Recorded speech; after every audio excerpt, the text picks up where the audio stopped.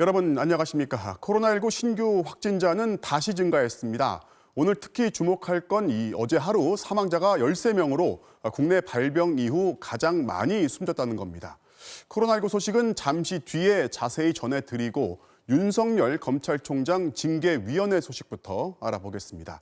이 시간까지 진행 중이고 오늘 중으로 최종 결론이 나올지 관심이 큰데요. 자, 현장부터 연결해 보겠습니다. 이재욱 기자. 네, 법무부에 나와 있습니다. 자, 오늘 안으로 결정을 내겠다는 분위기입니까? 네, 오전 10시 반쯤 시작된 심의는 이제 막바지를 향하고 있습니다. 지금은 손준성 대검 수사정보 담당관 등 4명의 증인신문이 끝나고 마지막으로 한동수 대검찰청 감찰부장을 상대로 증인신문이 이뤄지고 있는 것으로 전해졌습니다. 오늘 심의의 핵심은 증인신문 절차입니다. 따라서 판사 사찰 의혹과 언론사 사주와의 만남 등 윤 총장의 징계 사유와 관련한 핵심 인물들이라 어떤 말을 했을지 관심이었습니다. 당초 증인은 8명이었는데 오늘 실제로 증언한 건 5명이었습니다. 자, 증인 신문에 꽤 공을 들이고 있는데 징계 수위에 결정적인 영향을 줄 만한 증인들인 겁니까? 네, 당초 채택됐던 증인 8명. 쉽게 설명드리면 법무부 쪽과 윤석열 총장 쪽이 4대 4의 구도였습니다. 그런데 법무부에 유리한 증언을 할 걸로 보였던 이성윤 서울중앙지검장과 정진웅 광주지검 차장은 불참했고요. 심재철 검찰국장은 징계위가 증인 채택을 취소했습니다. 결국 5명에 대해서만 증인신문이 이뤄졌습니다. 징계위는 원래 위원들만 증인신문을 하겠다는 입장이었지만 윤 총장 측에도 질문 기회를 줘서 신문이 더 길어졌습니다. 하지만 윤 총장의 징계 사유 중 핵심 쟁점인 판사 사찰 의혹 관련 증인이었던 심재철 국장이 돌연 취소돼 다소 맥이 빠졌을 거란 평가도 있습니다. 심 국장은 출석 대신 진술서를 제출한 걸로 전해졌습니다.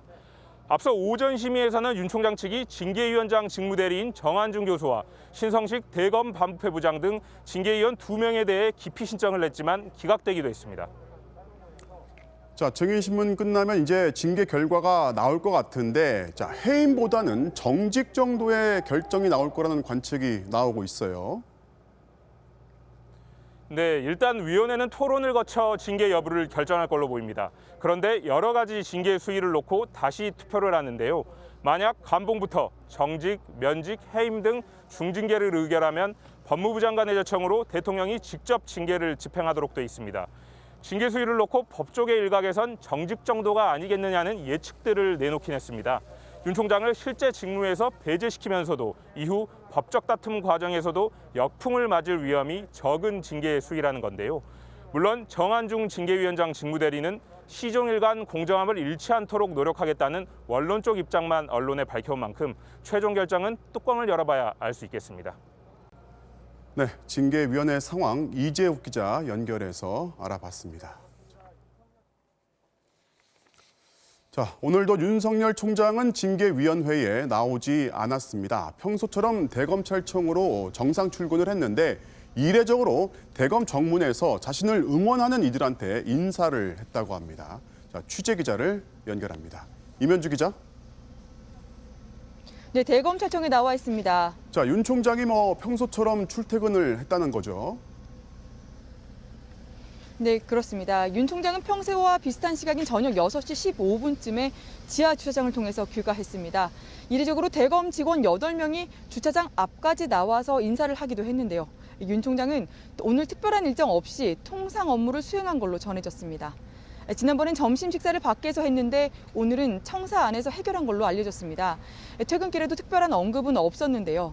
대검 차원에서는 오늘 징계위가 어떤 결정을 내리든지 공식 입장을 서둘러 내지는 않을 분위기입니다. 자, 그런데요. 출근길에 차에서 내려서 자신을 응원하는 이들한테 인사를 했다고 하는데 상당히 이례적인 장면입니다. 네, 맞습니다. 오전 9시쯤에 대검 정문 앞 도로변에 총장 관용차가 갑자기 멈춰서더니 윤 총장이 차에서 내렸습니다. 그리고 나서 윤석열 파이팅을 외치며 인터넷 방송을 진행하던 지지자들에게 일종의 덕담 비슷한 걸 건넸는데요. 영상 앞부분엔 소리가 잘 안 들릴 수 있습니다. 자막 참고해서 함께 영상 보시겠습니다. 윤석열 화이팅! 우리의 처지를 약진의 발판으로 삼아 창조의 힘과 개척의 정신을 기른다. 이제 여기 나오지 마시고 공익과 질서를 앞세우며 너무 날씨가 추워지니까 능률과 실질을 동상하고 제가 마음으로 경의와 신의 힘내세요. 자, 이 장면이요. 여러 가지로 해석할 수 있는 장면인데요. 자, 검찰 내부적으로도 뭐 여러 해석이 나올 것 같습니다. 네, 그렇습니다. 검찰총장의 행보로는 상당히 이례적이었다는 소감이 많았습니다. 이거야말로 정치적인 행보 아니냐 하는 즉각적인 반응과 함께 윤석열 총장의 스타일이 반영된 해프닝일 뿐이라는 반론도 엇갈렸는데요. 다만 윤 총장이 대권 지지율 1위로 나오는 여론조사 결과들이 나오는 데다가 오늘 징계위 결정을 앞둔 시점이라 유독 관심을 끌었던 것으로 보입니다. 돌발 행동이라기보다는 뭔가 계산적인 의도가 아니었겠느냐는 거죠. 대검은 일단 여러 해석에 선을 그었습니다. 대변인실에서는 오늘 아침 올 들어 가장 추운 날씨를 보였는데 출근길 윤 총장이 밖에 서 있는 분들을 보고서 마음이 쓰여 갑자기 내려서 인사를 한 것이라고만 밝혔습니다. 네, 잘 들었습니다. 지금까지 대검찰청 취재하는 임현주 기자 연결해 봤습니다. 네, 검찰총장의 징계위원회가 열린 오늘 검찰을 제도적으로 견제할 공수처법이 국무회의를 거쳐서 곧바로 시행에 들어갔습니다. 이 공수처를 대표적인 대선 공약으로 내걸었던 문재인 대통령은 무소불위의 검찰 권력을 상대로 한 민주적인 통제 수단이 생겼다고 평가했습니다. 조국현 기자입니다. 국무회의에서 의결된 권력개혁 3법 중 문재인 대통령의 방점은 특히 공수처법에 찍혀 있었습니다. 지난 1996년 전두환 노태우 비자금 사건 당시 시민들의 요구로 시작된 공수처법 논의는 부패 없는 권력을 위해 20년 넘게 추진된 한국 민주주의의 수건이라며 이념과 정파의 문제가 아니라고 강조했습니다. 2012년 대선에서도 공수처를 공약했습니다. 그때라도 공수처가 설치되었더라면 박근혜 정부의 국정농단은 없었을지 모릅니다. 정권 독재를 위한 수사기관이라는 야당의 반발에 대해서도 정권의 권력형 비리에 사정의 칼을 하나 더 만드는 걸 어떻게 독재와 연결시킬 수 있는지 상식적으로 이해하기 어렵다고 강한 어조로 반박했습니다. 나아가 견제받지 않았던 무소불위 검찰에 대해 처음으로 민주적 통제가 가능해졌다는 의미도 부여했습니다. 공수처 검사는 25명, 검찰청 검사는 2,300명, 이래도 공수처가 괴물이냐며 검사들에게 반문하기도 했습니다. 공수처가 생겨도 여전히 검찰의 권한은 막강합니다. 다만 국민들은 검찰의 권한에도 견제가 필요하다고 생각할 뿐입니다. 검찰 견제에 대한 문 대통령의 강력한 의지 표명은 공교롭게도 윤석열 총장 징계와 맞물리면서 여러 해석을 낳고 있습니다. 공수처법 개정안은 오늘 곧바로 시행됩니다. 이에 따라 공수처장 후보 추천을 위한 국회 후속 절차도 조만간 재개될 전망입니다. MBC 뉴스 조국현입니다. 국민의힘 김종인 비상대책위원장이 이명박, 박근혜 두 전직 대통령이 형사처벌된 것에 대해서 대국민 사과를 했습니다. 예견됐지만 이 사과를 두고 당 안팎의 잡음은 멈추질 않고 있습니다. 이기주 기자가 보도합니다. 저희가 이 역사와 국민 앞에 큰 죄를 저질렀습니다. 용서를 구합니다. 이명박 박근혜 전 대통령을 배출했던 정당의 현직 대표가 두 대통령의 잘못을 사과했습니다. 겸손의 의미를 담겠다며 흰색 배경판엔 아무것도 적지 않았습니다. 사과문의 길이는 4분 46초, 사죄와 반성, 잘못이 4번, 죄라는 단어를 2번 반복하는 등 사과문의 수위는 예상보다 높았습니다. 공직인 책임을 부여받지 못한 자가 국정에 개입해 법과 질서를 어지럽히고 모험하게 권력을 농단한 죄상도 있습니다. 이 같은 잘못을 집권당으로서 바로잡지 못했고 탄핵 사태와 그 이후 사실상의 괴멸에도 계속 구태의연했다고 김 위원장은 고백했습니다. 공부수송의 자세로 차숙해야 마땅했으나 반성과 성찰의 마음가짐 또한 부족하였습니다. 김 위원장은 이로 인해 민주화 법치가 퇴행한 지금의 정치 상황에도 책임을 느낀다면서 현 정부에 대한 비판도 덧붙였습니다. 민주당은 사과를 존중한다면서도 5.18과 세월호 진상규명 관련 입법에서 김 위원장의 행보와 달리 국민의힘 의원들이 협조하지 않았다는 점을 지적했습니다. 행동으로 보여주기 바랍니다. 개인만의 반성이 아니라 국민의힘 모두의 반성과 사과이길 바랍니다. 사과에 반발하는 범야권 의원들의 목소리도 잇따랐습니다. 서병수 의원은 박 전 대통령의 혐의가 모두 진실인 것은 아니라고 비판했고, 홍준표 의원도 실컷 두들겨 맞고 사과하다니 배알도 없다고 비난했습니다. 다만 초선 의원 10여 명이 지지 성명을 냈고 일부 중진 의원들도 공개적으로 작지만 의미 있는 걸음이라고 평가하고 나서 국민의힘 내부 분화가 본격화되는 양상입니다. MBC 뉴스 이기주입니다. 네, 이제 코로나19 소식입니다. 확진자는 다시 증가하기 시작했습니다. 그런데 오늘 특히 주목해야 할 건 어제 하루 사망자가 13명, 국내 코로나 발병 이후 가장 많이 숨졌다는 겁니다. 확진자가 급증하면서 위중한 환자도 따라서 늘고 있고 사망자 숫자까지 최고치를 기록한 겁니다. 가족, 지인을 통한 이 친밀한 전파와 함께 종교시설의 집단 감염이 또 증가하고 있는데요. 정부는 이번 성탄절 교회든 아니든 반드시 비대면으로 지내라고 당부했습니다. 김미 기자가 보도합니다. 방역당국은 이달 들어 종교시설의 집단 감염이 두드러진다고 밝혔습니다. 서울 강서구 교회에서는 하루 새 6명이 추가돼 168명으로 늘었고, 충남 당진 나음교회발 감염은 서산의 기도원까지 번져 모두 104명이 확진되는 등 이번 달에만 종교시설 10곳에서 547명이 코로나에 감염됐습니다. 요양병원과 함께 교회 종교 모임이 주요 위험 요인으로 지목받고 있는 겁니다. 대면 기도회 중 다수가 확진이 되었고, 합창 연습 중 마스크를 착용하지 않거나 행사 후에 함께 식사와 다과를 한 것이 확인되었습니다. 방역당국은 크리스마스를 앞두고 종교 모임이 더 늘어날 가능성이 크다며 식사 금지는 물론이고 비대면 원칙을 철저히 지켜달라고 당부했습니다. 새로운 집단 감염도 계속되고 있습니다. 서울 용산구의 한 건설 현장에서는 지난 10일 현장 근로자 1명이 확진된 뒤 사흘 만에 동료 14명이 추가 감염됐습니다. 지하층에 위치한 현장 식당 또는 외부 식당에서 식사를 함께하여 감염 위험이 있었던 것으로 전체 코로나19 신규 확진자는 880명. 어제 수도권 임시 선별 검사소를 찾은 4,900여 명의 검사 결과가 아직 반영되지 않았는데도 900명에 육박하는 숫자가 나왔습니다. 서울 246명, 경기 274명 등 수도권에서만 575명이 발생했습니다.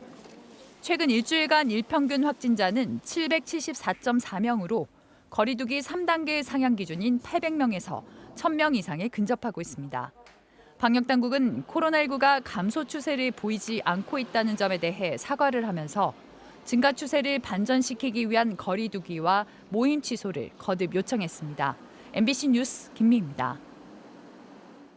사망자가 13명 발생한 것도 최고치이지만 위독하거나 중증인 환자도 200명을 넘어서 최대 규모로 늘었습니다.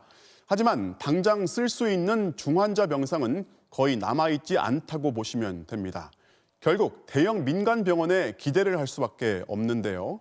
병실을 내어주지 못하는 사정이 있는 건지 박진주 기자가 취재했습니다. 지난 1일 97명이던 위중증 환자 수는 2주 만에 2배 이상 가파르게 증가하더니 205명으로 코로나19 발생 이후 가장 많은 수를 기록했습니다. 특히 신규 확진자의 70% 이상을 차지하는 수도권의 상황은 더욱 심각합니다. 현재 코로나 확진자가 즉시 사용할 수 있는 중환자 병상은 전국에 43개가 남아 있습니다. 수도권에는 5개밖에 없는데 서울 4개, 경기는 1개, 인천은 하나도 없습니다. 생활치료센터 입소를 기다리는 자택 대기 환자도 수도권에서만 422명에 달합니다. 이런 가운데 사망자도 하루에 13명이나 나왔습니다. 병상 부족이 심각해지면서 민간 병원이 적극 나서야 한다는 목소리가 커지고 있습니다. 우리나라 전체 병상에서 공공병원이 차지하는 비중은 9.2%에 불과하고 대부분은 민간병원 병상들입니다. 민간병원들이 협조해주면 위중증 환자 병상 확보에 숨통이 트일 수 있는 상황입니다. 중환자를 볼 수 있는 병원들이 그리고 큰 종합병원들인 거잖아요. 근데 그 병원 다 빼고 나머지 병원들을 다 동원하면 무슨 소용이 있나요? 특히 빅5로 불리는 서울대병원, 삼성서울병원, 아산병원 등 대규모 병상을 보유한 병원들의 협조가 필요하다는 지적입니다. 병상과 의료 인력 모두를 확보하고 있는 민간 병원, 특히 대형 메이저 병원들 언제까지 정부와 눈싸움만 계속하고 있을 건가 합니다. 정부는 민간병원 강제 동원을 검토할 생각은 없다고 밝혔지만 전문가들은 코로나19 진료 실적을 반영하고 금전적 지원도 해주는 등 민간병원을 활용하기 위한 계획을 마련해야 한다고 강조합니다. MBC 뉴스 박진주입니다. 전북 김제의 한 요양원에서는 한 번에 60명 넘는 확진자가 나왔습니다. 직원과 환자 전체 인원의 절반 정도인데요. 불과 이틀 사이 요양원 내부에서 감염이 빠르게 번진 겁니다. 한범수 기자입니다. 확진자가 속출한 전북 김제시 황산면의 가나안 요양원입니다. 방호복을 입은 구급대원들이 거동이 불편한 환자들을 구급차로 이송하고 있습니다. 이곳에선 어제 80대 여성 2명이 확진 판정을 받아 요양원 전체를 대상으로 조사를 했는데 무려 62명이나 추가로 양성 판정이 나왔습니다. 요양원에는 환자와 직원 등 모두 123명이 생활하고 있었는데 불과 이틀 만에 입원 환자 40명, 원장을 포함한 직원 19명 등 전체의 절반 정도가 확진된 겁니다. 확진자 가운데는 사회복무요원 1명과 종사자의 가족 2명도 포함됐습니다. 이 요양원은 내부 감염 우려에 대비해 건물 전체를 폐쇄하는 동일 집단 격리, 이른바 코호트 격리는 실시하지 않습니다. 확진자는 물론 음성 판정을 받은 자가 격리자까지 모두 병원으로 이송됩니다. 또 음성으로 나온 직원들은 일단 자택에서 자가 격리에 들어갔습니다. 전북에선 이곳 외에 김제시 용지면의 또 다른 요양시설에서도 확진자가 나와 긴급 검사에 들어간 상태입니다. 보건당국은 요양시설의 직원들로부터 바이러스 전파가 시작된 것으로 보고 방역수칙 준수 여부를 들여다보고 있습니다. 구성원이 수일 전부터 증상이 있었음에도 불구하고 조치가 취해지지 않았습니다. 요양원에서 시작된 집단 감염이 지역사회 곳곳으로 퍼질 우려가 커진 만큼 방역당국은 앞으로는 약간의 증상만 나타나도 검사를 받는 등 시민 각자가 능동감시를 펼쳐야 한다고 호소했습니다. MBC 뉴스 한범수입니다. 수도권의 모든 유치원과 초중고등학교는 오늘부터 등교가 전면 중단됐습니다. 겨울 방학까지 이대로 원격 수업만 진행한다는 건데요. 학교만큼은 선제적으로 거리두기 3단계를 적용한 겁니다. 정동훈 기자입니다. 거리두기가 2단계에서 1단계로 내려갔던 지난 10월 중순.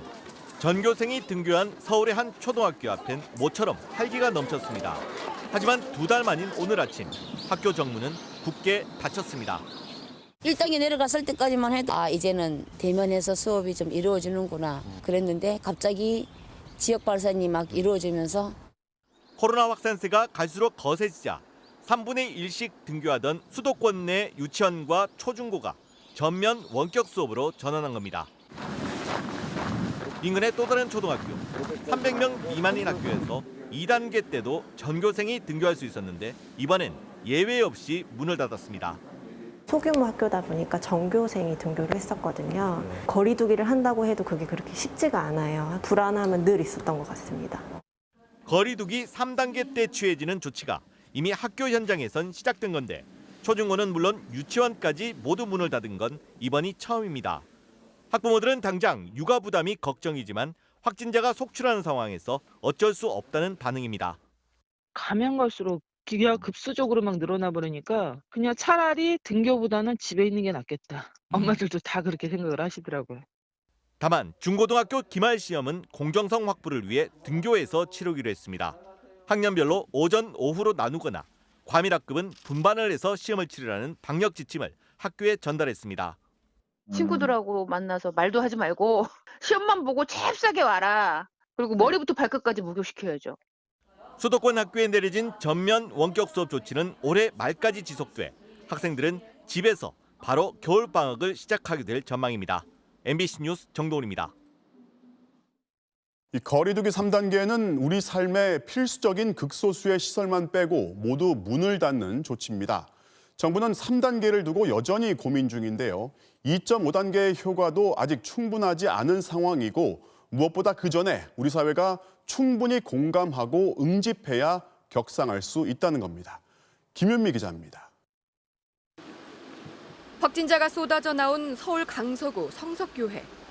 모임과 식사가 금지되는 거리두기 2단계에서 신도들은 일주일에 4번씩 꼬박꼬박 부흥회 모임을 가졌습니다. 목사는 마스크를 쓰지 않았고 성가대원들은 노래를 불렀으며 교인들은 다과를 나눴습니다. 지난 주말 북한산 거리두기 2.5단계인데도 등산객들이 커다란 비닐을 둘러쓰고 한데 모여 식사하는 모습을 볼 수 있었습니다. 전국 곳곳 홀덤펍 술집에선 카드게임 대회가 열리기도 했습니다. 지난주 수도권의 이동량은 직전주에 비해 작은 폭이지만 상승했습니다. 곳곳에서 방역 지침을 알면서도 지키지 않는 방역 구멍이 속출하면서 거리두기 단계를 높여도 효과가 나타나지 않는 방역 정체기가 이어지고 있습니다. 굉장히 강력한 단계를 올렸는데도 불구하고 이제 사람들이 그걸 피해서 적응해서 사는 방법을 찾은 거라고 할까요? 방역 당국도 국민들이 피로감 때문에 함께하는 동력이 떨어지고 있다고 우려했습니다. 이런 상태로 3단계가 적용되면 경제적 피해만 커지고 효과는 장담하기 어렵다는 게 정부의 판단입니다. 지금의 거리두기 단계를 과연 우리 모두 제대로 실천하고 있는지 차분히 돌아볼 필요가 있습니다. 정부는 3단계가 효과를 보려면 사회적인 응집력이 중요하다며 일부 집단과 개인들의 느슨해진 방역 실태를 빨리 바로잡아야 한다고 전했습니다. MBC 뉴스 김윤미입니다. 영국에 이어서 미국도 백신 접종을 시작했다는 건 국적을 떠나서 분명 인류에게 희망적인 소식입니다. 그러자 일부에서는 아직도라는 표현으로 우리는 너무 늦은 거 아닌지 걱정스러운 문제를 제기합니다. 그런데 어느 나라이든 백신을 당장 맞는다 해도 내년 말까지는 지금처럼 마스크를 쓴 채로 생활할 가능성이 높다고 하는데요. 그 이유를 박선아 기자가 설명해 드립니다. 전 세계의 우려와 기대 속에 1년도 안 돼 개발된 코로나19 백신. 가장 먼저 접종을 시작한 화이자 백신은 효과가 95%에 달합니다. 가짜 백신을 맞은 그룹에서는 감염자가 계속 치솟았지만 백신을 맞은 그룹에서는 접종 12일째부터 감염자가 거의 나오지 않은 겁니다. 그래서 국내에도 백신만 도입되면 금세 코로나가 종식될 것 같지만 그렇지는 않습니다. 먼저 집단 면역이 가능한 수준으로 접종이 이루어지려면 내년 여름은 지나야 합니다. 집단 면역 효과는 보통 인구의 60% 이상이 백신을 맞았을 때 나타나는 것으로 알려져 있습니다. 그런데 코로나19는 확진자 1명이 몇 명에게 전파하는지를 나타내는 기초감염 재생산 지수가 최대 4로 예상될 정도로 감염력이 강합니다. 그래서 전문가들은 인구의 75에서 85% 정도는 맞아야 면역이 생길 걸로 예상하고 있습니다. 4라고 가정을 하면 우리가 집단 면역을 획득하기 위해서는 4명 중에 1명보다 적게 걸려야 되는 거잖아요. 그러면은 4분의 3 이상이 예방접종을 해야 되죠. 이 때문에 내년 4월 말까지 5천만 명 접종 계획을 내놓은 미국도 집단 면역은 여름이 끝날 때쯤 나타날 거란 관측이 나옵니다. 백신의 면역력이 얼마나 지속될지, 바이러스가 변이돼도 항체가 효과를 보일지 아직 모른다는 것도 변수입니다. 백신을 여러 번 맞아야 할 수도 있고 새로운 바이러스에 기존의 백신이 무력할 수도 있다는 점도 염두에 둬야 합니다. 또 감염자의 40% 정도로 알려진 무증상 감염자의 경우 백신을 맞는다고 전파력까지 다 없어지는 건 아닙니다. 확진 판정을 받지 않은 무증상 감염자는 백신을 맞았어도 여전히 코로나19를 퍼뜨리며 다닐 수 있는 겁니다. 이런 이유들로 인해 예전과 같은 일상으로 돌아가려면 내년 말은 되어야 하고 그때까지는 마스크를 쓰고 사회적 거리두기를 잘 해야 한다는 것이 전문가들의 공통적인 견해입니다. MBC 뉴스 박선아입니다. 이어서 코로나19 해외 소식 알아보겠습니다. 전 세계에서 코로나19 확진자가 가장 많은 미국에서 드디어 백신 접종이 시작됐습니다. 뉴욕 병원의 간호사가 첫 접종자였는데 이 접종 장면을 TV로 생중계할 정도로 관심이 높았습니다. 하지만 오늘 사망자만 30만 명, 대유행의 종식까지는 아직도 갈 길이 멀어 보입니다. 워싱턴 여홍규 특파원이 취재했습니다. 미국 오하이오주의 한 병원. 모두가 숨죽인 가운데 초읽기에 들어갑니다. 3, 2, 1, vaccinate! 미국 전역에서 의료진들을 대상으로 코로나19 백신 접종이 시작됐습니다. 가장 먼저 백신을 맞은 사람은 뉴욕시의 간호사 샌드라 렌지. 그녀의 접종 장면은 미 전역에 생중계됐습니다. I feel great. It didn't feel any different from receiving my annual influenza vaccine. I encourage everyone to take the vaccine. 코로나 발생 11개월 만에 전환점을 맞은 미국인들은 안도하고 환호했습니다. I'm so happy. With the new vaccination, we're gonna be better. Yes, 3 presidents, former presidents have said they'd get it. 하지만 아직은 갈 길이 멀어 보입니다. 주사 맞는 장면에 박수를 치고 TV로 생중계를 할 만큼 미국의 상황은 심각합니다. 코로나19 사망자는 30만 명을 넘어섰고 일반인들이 백신을 맞으려면 2달 이상 기다려야 합니다.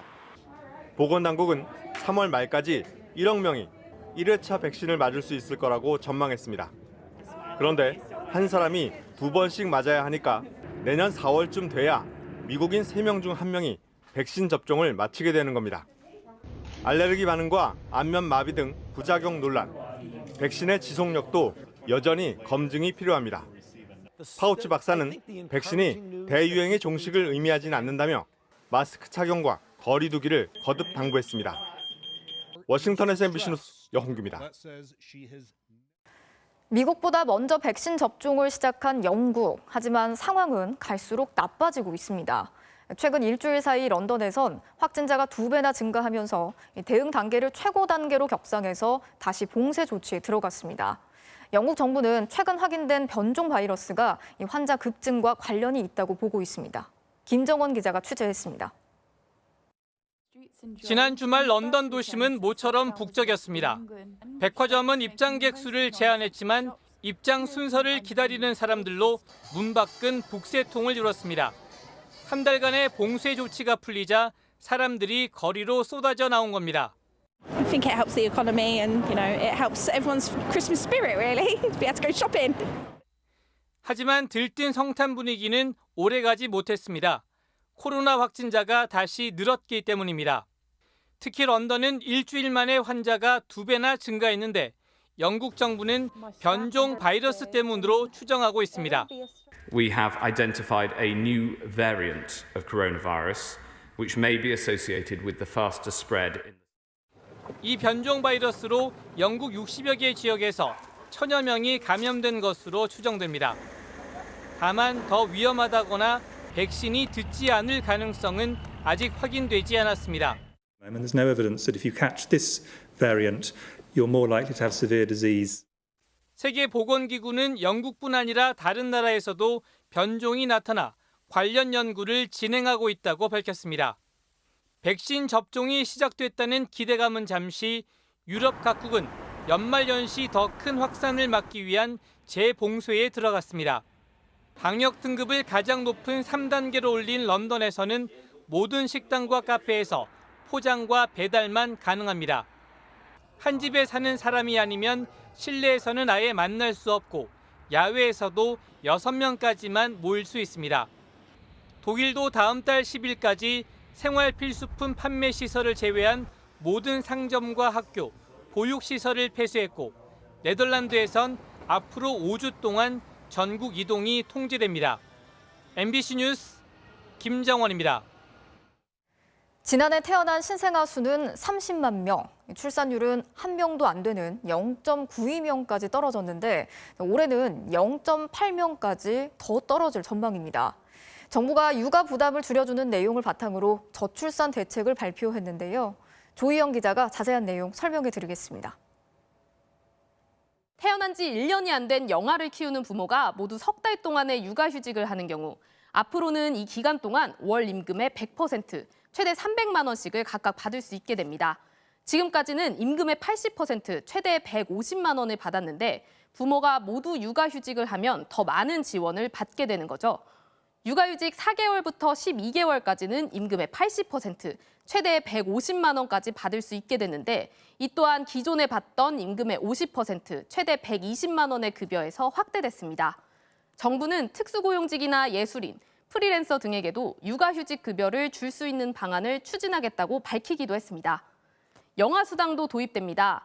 정부는 지금까지 1살 이하 영아에게는 월 15만 원에서 20만 원을 줬지만 2022년부터는 월 30만 원, 2025년에는 50만 원까지 주기로 했습니다.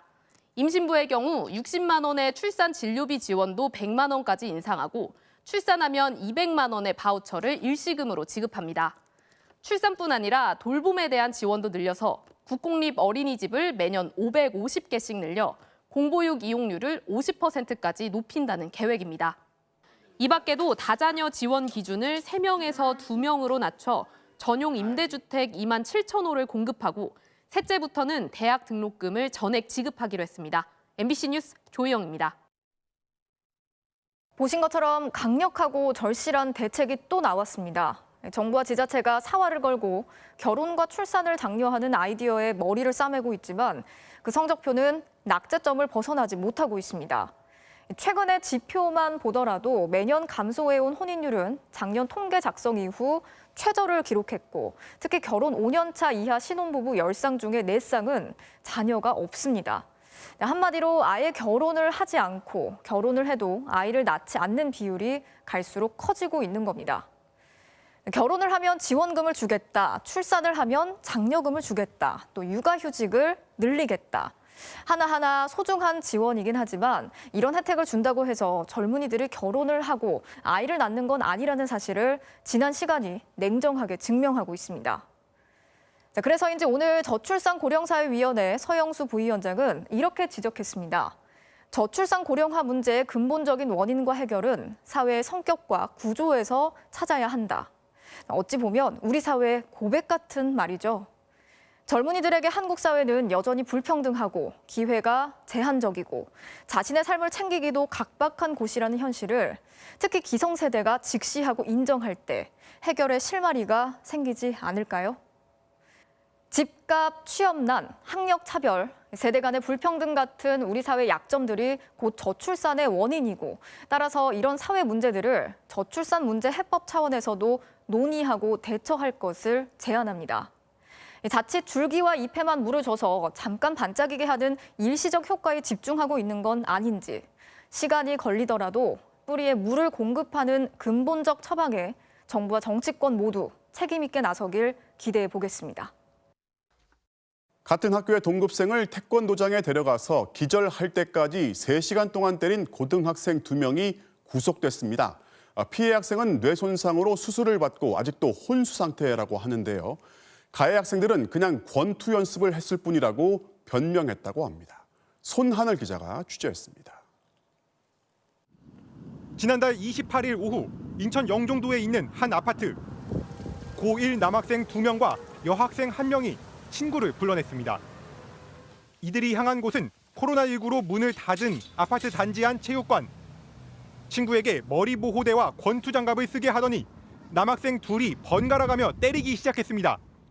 이용하는 주민이 없었던 데다 시설 일부는 이렇게 가림막까지 쳐져 있어 이 3시간 동안 이들의 범행을 발견한 사람은 아무도 없었습니다. 2시간쯤 지났을 무렵 가해 학생들이 피해자의 여동생에게 문자를 보냅니다. 너희 오빠가 스파링, 그러니까 복싱 연습을 하다 기절했다는 문자. 이때까지도 엄마는 무슨 일이 벌어졌는지 가늠조차 못했습니다. 제가 전화를 이제 했는데 저희들끼리 스파링 가볍게 했는데 갑자기 잔다고. 그냥 그러면 아줌마 갈 때까지만 잘 데리고 있어줘. 그러고선 제가 이제 가면서 119에 신고를 했던 거고. 형광등 하나 켜지지 않은 아파트 체육관에 도착해보니 아들은 의식을 잃은 상태였습니다.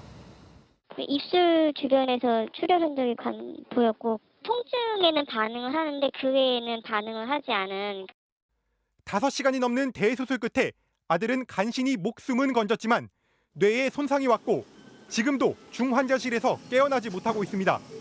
친구가 쓰러졌는데도 가해 학생들은 119 신고조차 하지 않았습니다. CCTV 보니까 딱 쓰러졌는데도 움직이더래요. 이렇게 사람이 팍 기절을 했으면은 깜짝 놀랄 거 아니에요. 근데 옆에서 또 평온하게 얘기를 하더라는 거예요. 자기들끼리. 경찰 조사에서 이들은 복싱 연습을 시켜줬을 뿐이라며 끝까지 범행을 부인했습니다. 하지만 경찰은 가해자 중 남학생 2명을 구속했습니다.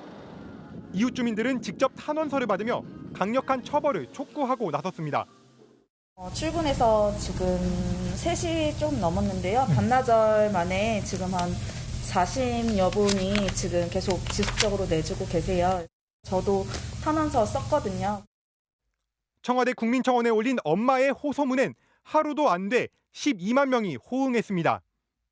제가 어릴 때부터 약해서 막 뭐 좀 권투도 배워봐 막 그런 얘기도 했을 정도였어요. 근데 저희 아이가 그때 한 말이 엄마 저는 그런 거 배워서 애들 때리기 싫어요. 그 말이 아직도 잊혀지지가 않아요.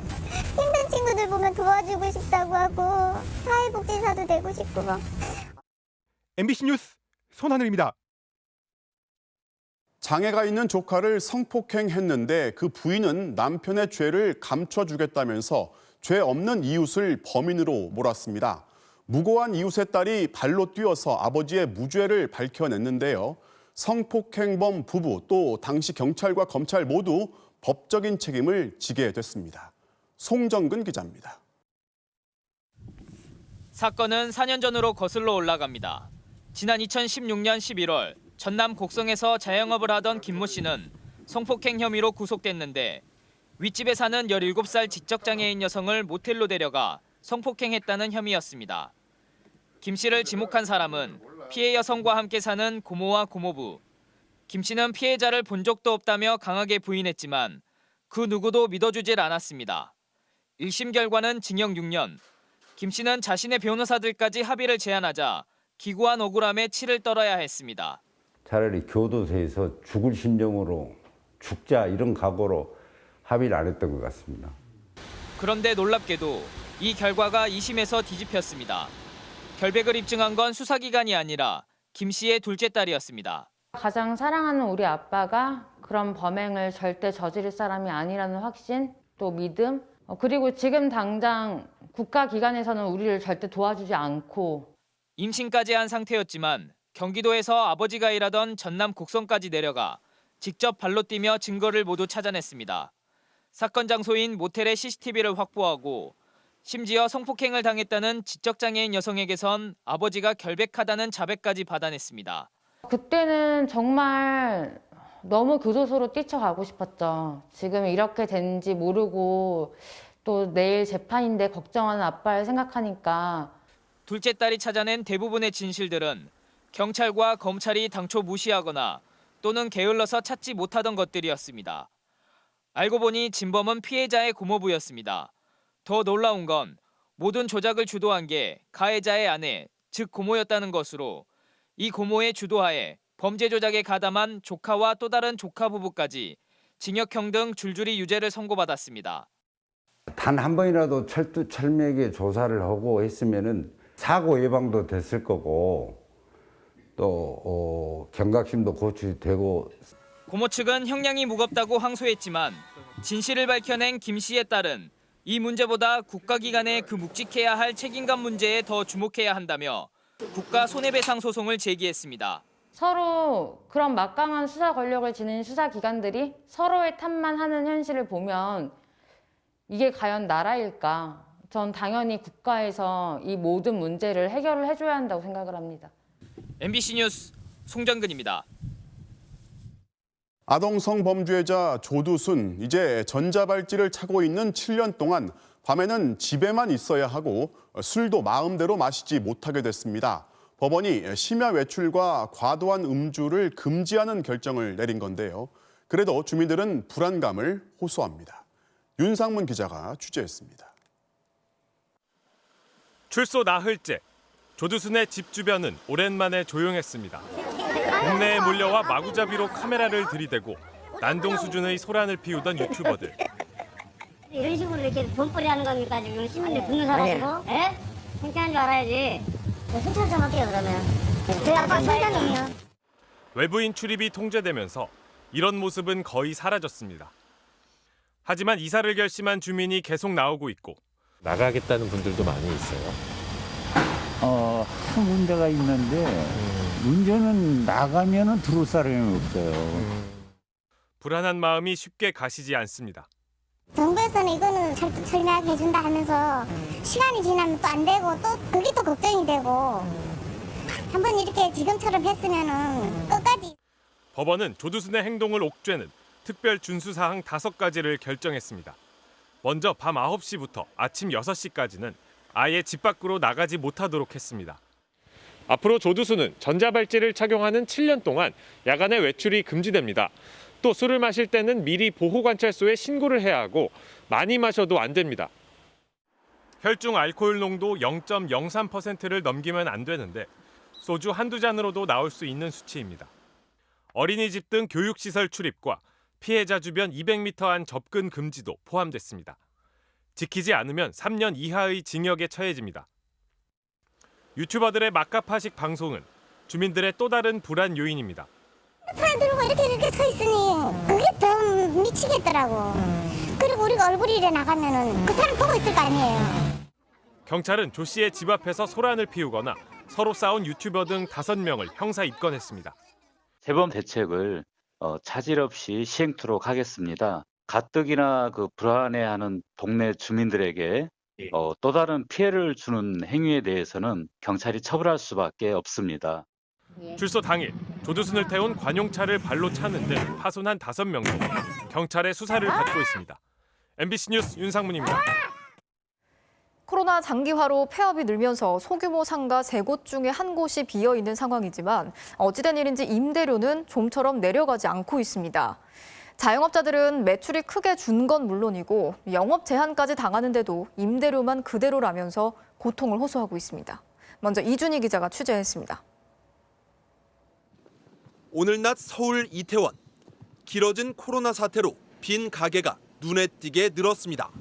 특히 이런 2층 이하의 소규모 상가들이 직격탄을 맞아 올해 초 6%대였던 공실률이 최근 30%를 넘었습니다. 3곳 중 한 곳은 비어있는 셈입니다. 빈 상가가 많은 만큼 임대료도 내렸을 것 같지만 현실은 그렇지 않습니다. 공실률은 5배가 됐지만 임대료 인하폭은 겨우 1.8%. 한 번 내렸다가는 다시 올리기 어렵고 무엇보다 임대료가 건물값의 기준이 되기 때문에 차라리 비워두겠다는 건물주가 많은 겁니다. 수요 공급 법칙이 이제 수요가 없으면은 이제 가격이 내려가야 되는 게 정상인데 상가 같은 경우는 이제 가격을 내리게 되면은 이제 자산 가치가 떨어질 수밖에 없어요.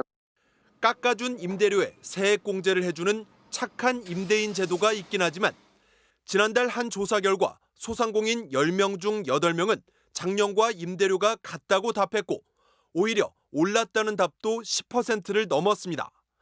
소상공인들은 강화된 거리 두기로 노래방과 헬스장 등은 문을 닫고 음식점은 9시까지밖에 영업을 못하는데도 임대료는 그대로 내야 하는 게 가장 큰 고통이라고 호소합니다.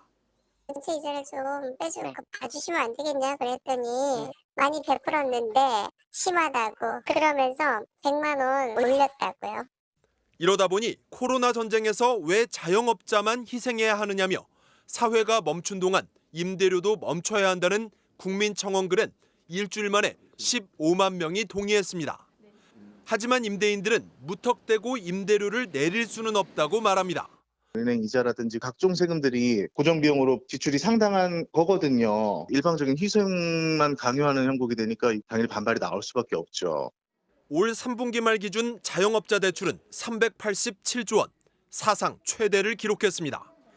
자영업자들은 지금까진 어떻게든 빚으로 버텨왔지만 더 이상은 돈 빌릴 데도 없다고 호소하고 있습니다. MBC 뉴스 이준입니다. 자, 이렇게 소상공인들의 부담이 커지자 영업이 제한된 기간 동안은 임대료를 내지 않게 해주자는 법안까지 나왔습니다. 자, 과연 이게 가능성이 있는 건지, 그리고 법안의 취지대로 소상공인들의 고통을 덜어주려면 어떤 게 필요한지 이어서 조윤정 기자가 짚어봤습니다. 어제 발의된 이른바 임대료 멈춤법의 핵심은 장사를 멈추는 동안 임대료도 멈추라는 것.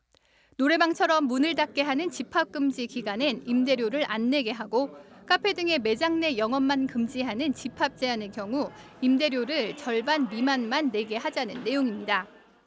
감염병 예방 조치에 대한 피해를 소상공인 자영업자에게만 전가해서는 안 됩니다. 임대인과 금융기관, 정부가 함께 나눠야 합니다. 당장 건물주의 사유재산을 과도하게 침해한다는 비판이 제기됐지만 어쨌든 이를 계기로 소상공인이 부담해온 막대한 경제적 고통을 이제는 분담해야 한다는 목소리가 나오고 있습니다. 임차 상인분들의 재산권이나 영업권도 상당히 침해를 받고 있는 것이거든요. 여기에 대한 보상 조치가 제대로 되어 있지 않는 것도 사실 위헌 소지가 있는 것이다.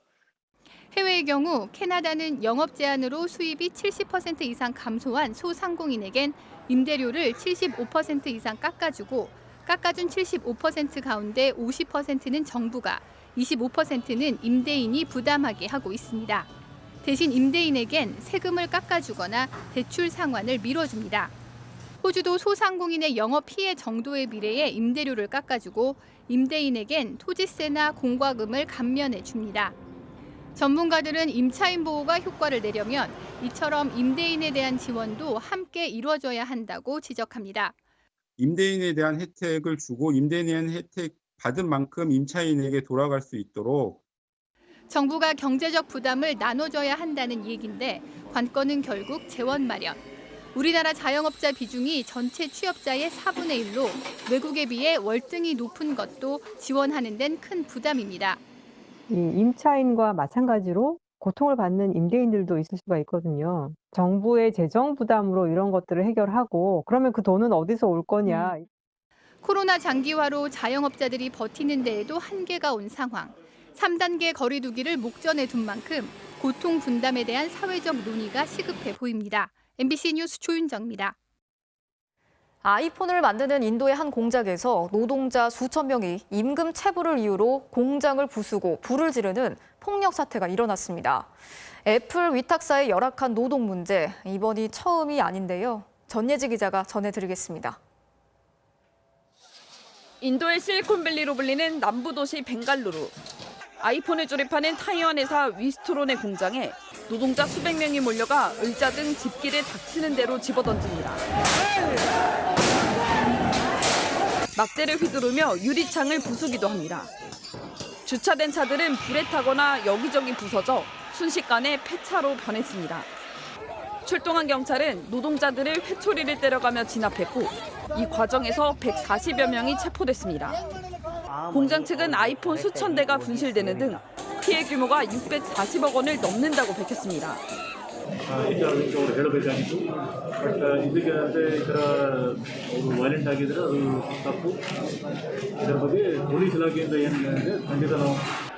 폭동의 원인은 임금 체불.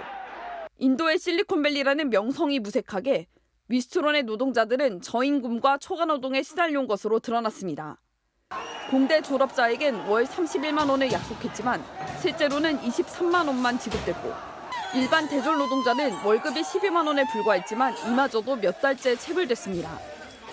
노동자들은 정부가 이런 사실을 알고도 묵인했다고 주장합니다. 해당 지역 정부는 뒤늦게 임금 체불 여부를 조사하겠다고 나섰습니다. What is the reason? What was the reason for all this incident to trigger? A necessary measure will be taken. 애플도 위스트론이 노동 가이드라인을 준수했는지 본사 차원에서 조사하겠다고 밝혔습니다. 하지만 애플의 위탁 제조사가 노동법을 어긴 건 이번이 처음은 아닙니다. 가장 큰 위탁 업체인 폭스콘의 중국 공장에서는 2010년 가혹한 노동 조건에 항의하던 노동자들이 잇따라 목숨을 끊었고 지난달 타이완의 페가트로는 서류를 위조해 학생 근로자를 야간 초과 근무에 투입한 것이 드러났습니다. MBC 뉴스 전예지입니다. 이어서 오늘 이 뉴스 전해드리겠습니다. 수도권을 중심으로 코로나19 확진자가 빠르게 늘면서 의료 인력과 병상 부족을 호소하는 목소리가 커지고 있는데요. 전국에서 의료진들의 자원 행렬이 이어지고 있습니다. 대구에서 개인병원 의사로 일하는 박원규 씨. 수도권 의료 인력이 부족하다는 소식에 누구보다 먼저 자원 의사를 밝혔습니다. 고민은 없었습니다. 대구에서 처음에 코로나19 어떤 병인지 몰라서 많은 분들이 선뜻 나서기나 이렇게 지원하시는 분들이 많이 없어서 전에 많은 도움을 받았으니까 당연히 도와드려야 되죠. 올해 초 대구는 그야말로 파닉 상황. 대구는 지금 초비상 상황입니다. 대구에선 지금 입원할 병상조차 부족한 70대 남성이 오늘 숨졌습니다. 전국에서 달려온 의료 인력들은 천군만마 같았습니다. 간호 인력도 부족했고 의사 인력도 부족했고 그래서 굉장히 큰 도움이 됐던 걸로. 긴급 모집 공고 4일 만에 벌써 1,700명이 넘는 간호사들이 코로나19 현장에 자원했습니다. 건강 문제로 1년간 휴직했던 간호사 장현진 씨도 그중 하나입니다. 현진 씨는 무엇보다 동료 간호사들의 고충을 외면하기 힘들었습니다. 저도 응급실에서 계속 일을 했었고 환자가 물밀듯이 들어오고 이러면은 그 상황만 가지고도 멘탈이 회복이 안 될 경우가 많거든요. 일선에서 일하고 있는 간호사들이 얼마나 스트레스 받고 힘들까라는 생각에 제 힘을 좀 보태주고 싶다라는. 부모님께는 아직 말씀도 못 드렸지만 이해해 주시리라 믿습니다. 하시겠죠. 뭐 제 생각이지만 어머님도 이해를 해주실 거라는 확신은 있습니다. 의료 인력 부족 현장이 생긴다면 또 지원하겠냐는 질문에 이들의 대답은 한결같았습니다. 네, 자원을 할 거고요. 자원을 하는 이유는 대한민국을 살아서 대한민국을 위해서, 국민들 위해서, 그리고 저와 가족들을 위해서. 오늘 이 뉴스였습니다.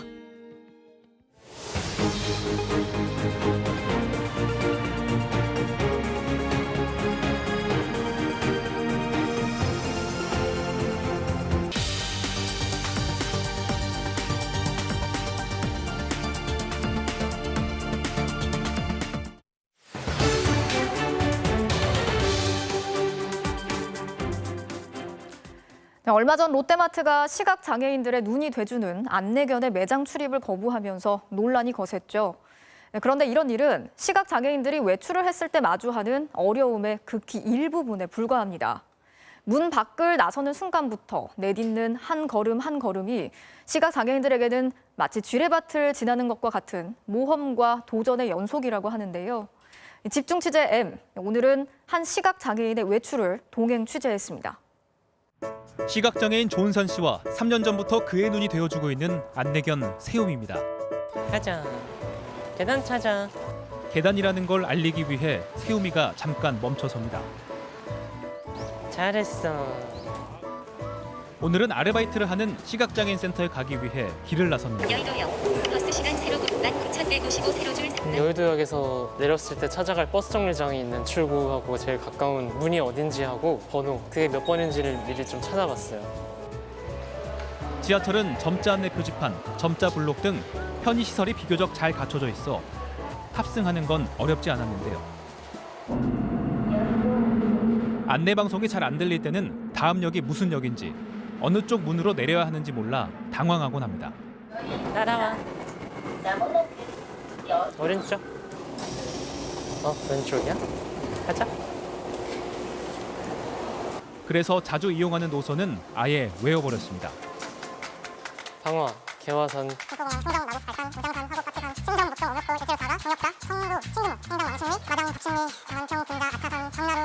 강동, 길동, 구분다리. 지하철을 이용할 때 가장 어려운 것은 출구 찾기. 은산 씨는 6번 출구로 나가야 하는데 위치 정보 등이 나오는 음성 유도기를 이용하기 위해 리모컨을 눌러보지만 도움이 되지 않습니다. 소리가 여러 개가 나네. 여기가 몇 번 출구인지를 소리가 안 나네요. 점자 표지도 없는 것 같고. 그냥 가보자. 바로 출구를 나와버리네. 결국 다른 사람에게 물어볼 수밖에 없는데요. 저기 죄송한데 여기가 몇 번 출구예요? 6번 출구예요. 6번 출구예요? 감사합니다. 우연히 잘 나왔네. 밖으로 나올 때 난간을 보고 몇 번 출구인지를 판단할 수 있어야 하잖아요. 근데 점자 표지에 5호선 여의도역 뭐 이런 식으로만 형식적으로만 붙여놓은 역들이 되게 많아서. 진짜 난관은 버스 타기입니다. 돌아가야 되나? 돌아봐. 아니 왜 소리가 안 들리지?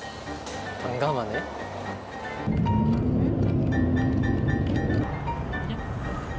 버스 정류장 주위에서 계속 헤매는 은산 씨. 없는 것 같아요. 와 근데 충격적이다.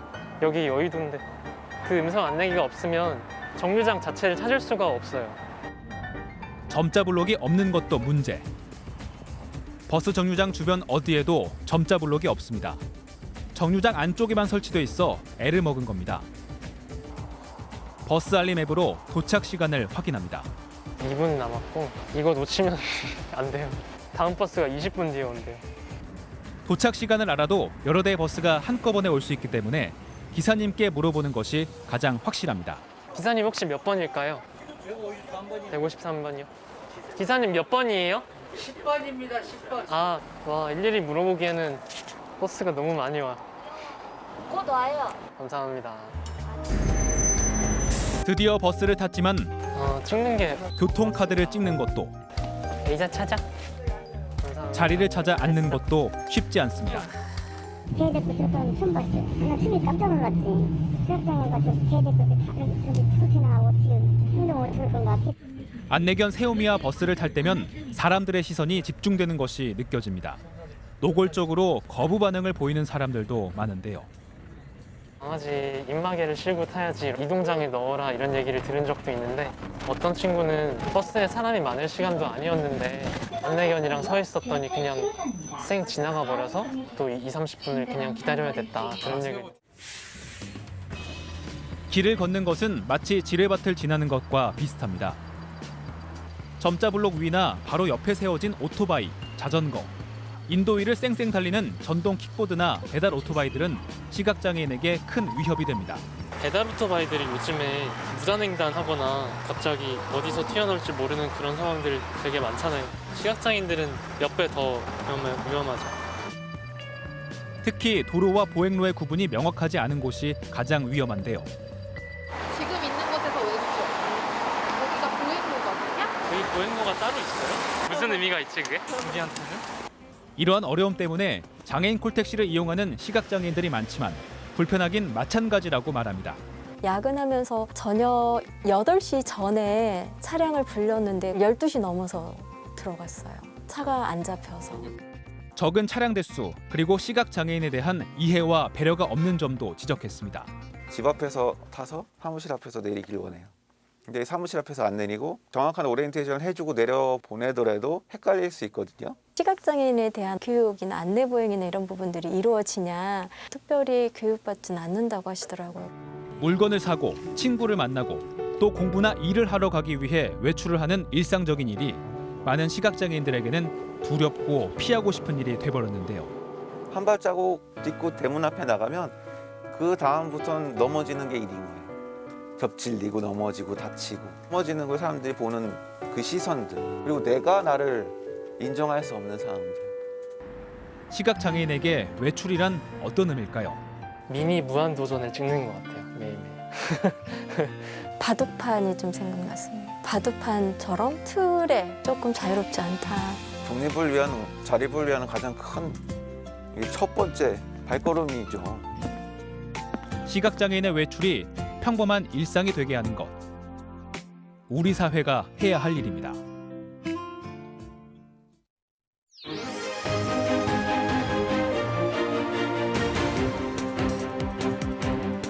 정치적 참견 시점, 오늘도 정치팀 김재영 기자와 함께 하겠습니다. 첫 번째 소식 볼까요? 네. 주호영 필리버스터 30분만 한 이유인데, 자, 국민의힘 주호영 원내대표가 이제 어제 무제한 토론의 마지막 주자로 나섰는데 딱 30분만 했나 봐요? 네, 어제 주 원내대표가 법안 투표 직전 마지막 토론을 한 건 맞는데 발언을 한 사람도 듣는 사람도 불만인 상황이 이어지고 있습니다. 네. 왜 그런지 영상 먼저 보시죠. 네.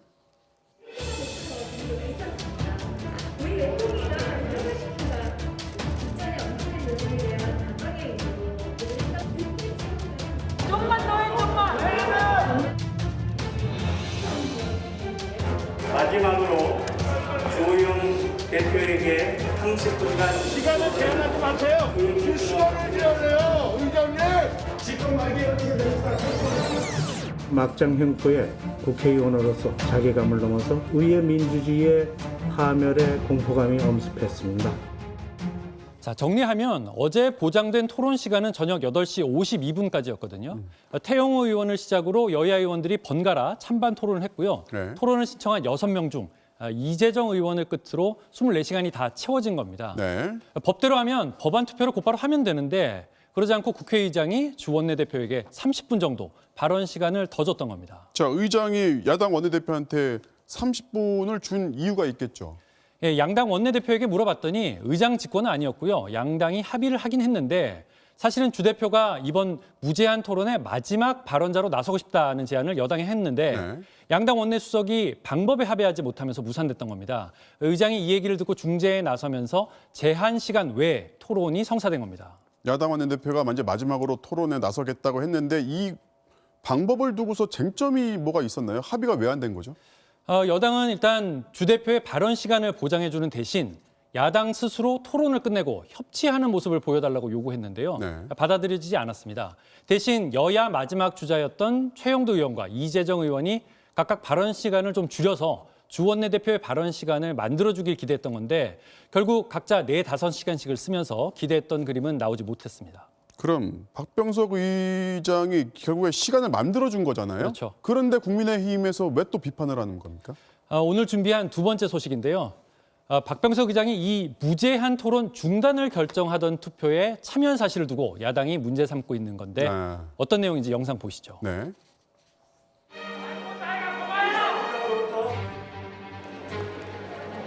(188표) 중 가 187표, 기권 1표로서 무제한 토론 종결 동의안건은 가결되었음을 선포합니다.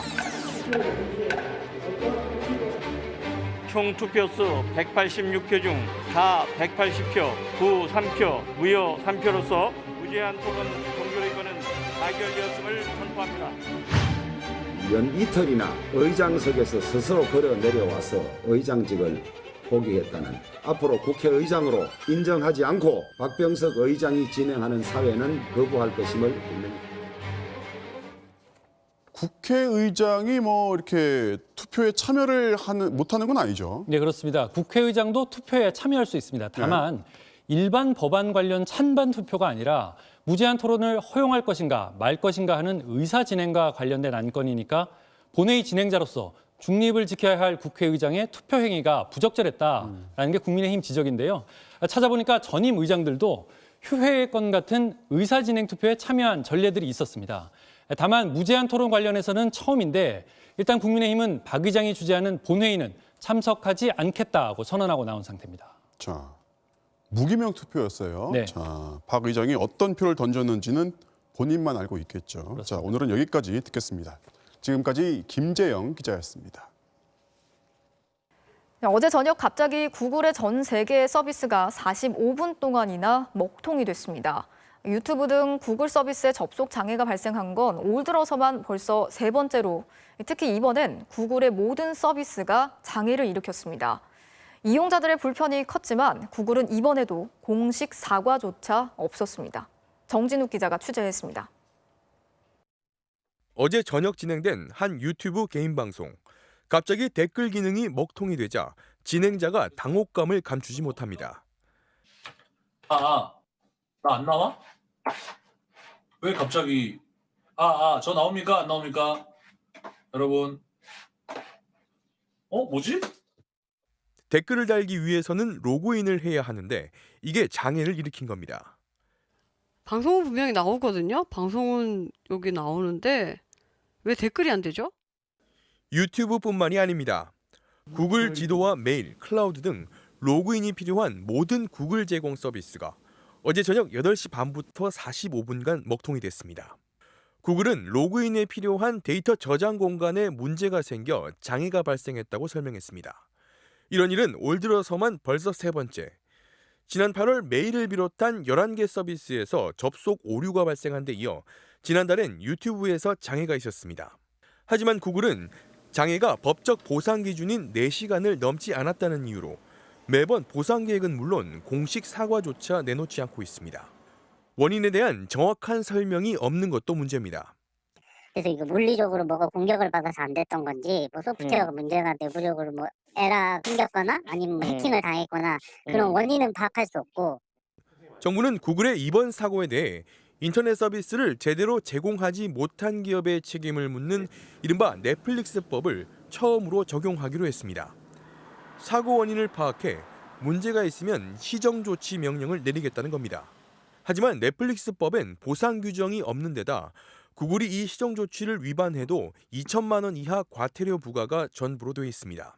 지난달 기준으로 국내 유튜브 이용자는 인구 10명 중 8명꼴. 메일 서비스 등을 포함하면 우리 국민 대부분이 구글 사용자입니다. MBC 뉴스 정준익입니다. 이 엄동설안에 차디찬 계곡물에 입수를 자청한 감독과 선수들이 있습니다. 프로배구 KB손해보험의 이야기인데요. 무슨 사연인지 이명노 기자가 전해드립니다. 지난 토요일 대한항공에 패하면서 올 시즌 첫 연패를 기록한 KB손해보험. 바로 그 다음 날 새벽 이상열 감독은 강원도 인제로 향했습니다.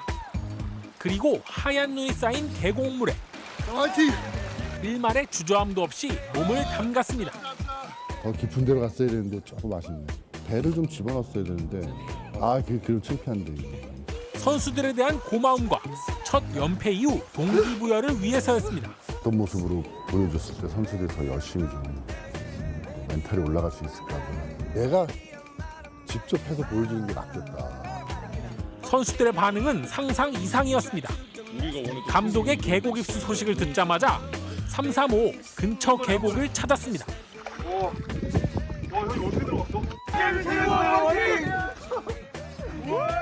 왜 그랬는지, 어떻게 그랬는지 지금은 잘 이해가 가지 않는다고 했습니다. 막상 가니까 발이 안 떨어지더라고요. 야, 추워, 빨리. 감독님 들어가시는 거 보고 물이 따뜻한 줄 알았어요. 아프리카 출신 케이타는 영상만 보고도 손사래를 칩니다. Oh my god. I can't do this because I don't like cold, you know. 솔선수범의 효과는 컸습니다. 먼저 나서서 선수들한테 이제 기운을 주시고 하시니까 열심히 믿고 따라가려고 합니다. 경기는 선수들이 하는 건데 선수들이 감독님한테 지면 안 된다. 본인은 안 했어. 그래서 그게 불만이야. 밤새 산을 타고 이런 거는 감독이 못 하더라도 입수 정도는 같이 할 수 있는. 뜻하지 않은 릴레이 입수에 진정한 원팀으로 거듭난 KB손해보험.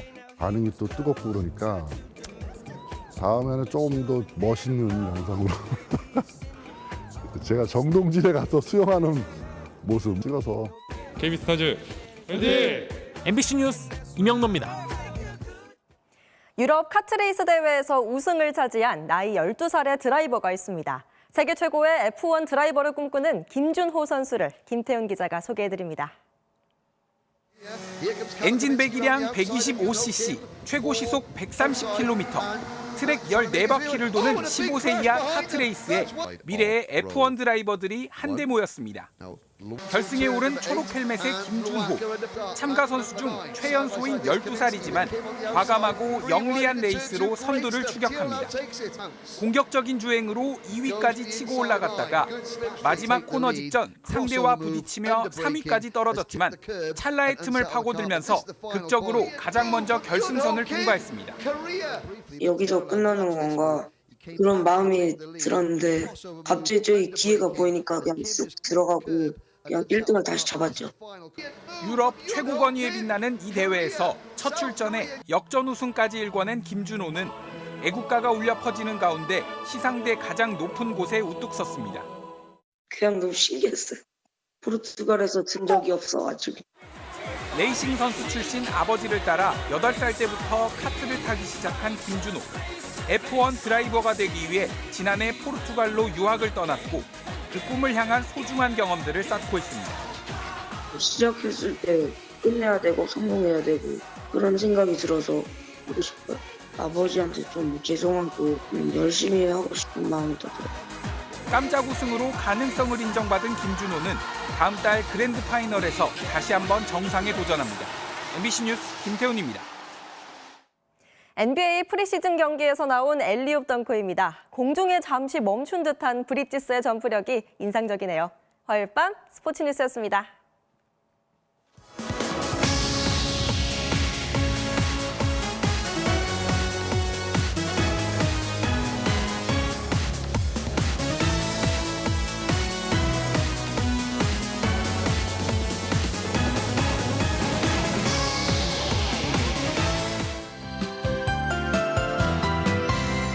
꽁꽁 싸맸다고 춥다고는 하지만 몸이 자꾸만 움츠러듭니다. 한파특보도 갈수록 확대 강화되면서 오늘 충주와 충북, 경북 북부 지방에는 경보가 추가로 내려졌습니다. 내일 출근길 기온 서울이 영하 11도로 오늘만큼 춥겠고요. 대관령 영하 18도, 파주와 봉화도 영하 15도 안팎이 예상되는데요. 이들 지역 실제 거리에서 느끼는 추위는 영하 20도 안팎에 달하겠습니다. 섬지방에서는 눈도 지속되고 있습니다. 사흘 동안 40cm 이상의 폭설이 집중된 울릉도를 비롯해서 서해안 지방 내일도 큰 눈이 이어지겠습니다. 모레 아침까지 제주 산지와 울릉도 독도에 최고 20cm, 호남 서해안 지방도 최고 7cm의 눈이 더 내리겠습니다.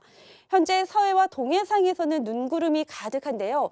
지금은 대부분 해상으로 물러나 있지만 조금씩 충남과 호남 서해안 쪽으로 다가와 눈을 다시 뿌리겠습니다. 내일도 서울 등 내륙 지방의 하늘은 대체로 맑겠고 대기가 무척 건조하겠습니다. 아침 최저 기온은 서울 영하 11도, 안동 영하 10도까지 떨어지겠고요. 낮 최고 기온 서울 영하 4도, 대구 1도에 머물겠습니다. 금요일에는 반짝 예년 기온을 회복하겠고 주말 사이 다시 추워지겠는데요. 이번만큼 추위가 심하진 않을 전망입니다. 날씨였습니다. 12월 15일 뉴스데스크 마치겠습니다. 시청해주신 여러분 고맙습니다.